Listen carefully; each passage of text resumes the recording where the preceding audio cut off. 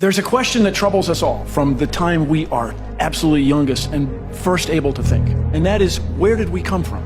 In the beginning, God created the heaven and the earth was without form and void, and darkness was upon the face of the deep, and the Spirit of God moved upon the face of the waters. And God said, "Let there be light." And God saw the light, that it was good. And God divided the light from the darkness. Dr. Scott is the commanding officer, the master strategist on our side, the general in charge of intelligence and strategic planning. I can imagine good tactical reasons for pretending to respect religion, but to pretend to respect religion is different from really respecting religion, which is the one place I cannot go with Dr. Scott. Isn't creationism something that we thankfully don't have to worry about anymore? Well, we really want creationism to flatline, don't we? This is looking really good there. Why do we have to spend so much time interpreting the Bible? What is special about that book?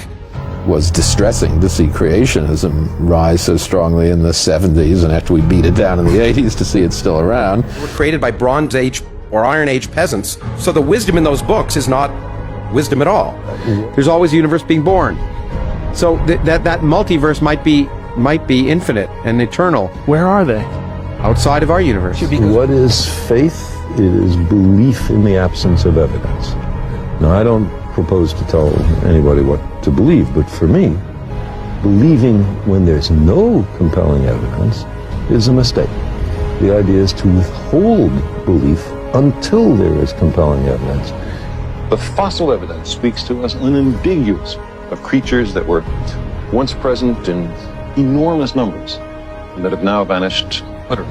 They're the terminated experiments in evolution. It exists, but think of the dilemma for people who want to study evolution. That argument will preserve gradualism, but it also tells you there's really nothing to study. You want to study evolution. Evolution means gradual sequences. Gradual sequences don't exist. Because our definition of nothing has changed. We now realize that the difference between nothing and something is not very great. Mr. Ham and his followers have this remarkable view of a worldwide flood that somehow influenced everything that we observe in nature. A 500-foot wooden boat.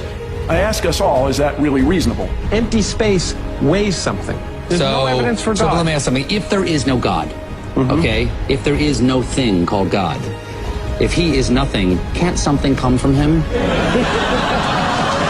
The idea of deep time, of this billions of years, explains so much of... How did the atoms that created the Big Bang get there? This is the great mystery. You've hit the nail on the head. No, this is so, what was before the Big Bang? This is what drives us. This is what we want to know. Let's keep looking. Let's keep searching. Bill, I just want to let you know that there actually is a book out there that actually tells us where matter came from. And the very first sentence in that book says, "In the beginning, God created the heavens and the earth." Even if we're not seeing much public discussion of creationism in the news, it definitely has not gone away in the United States.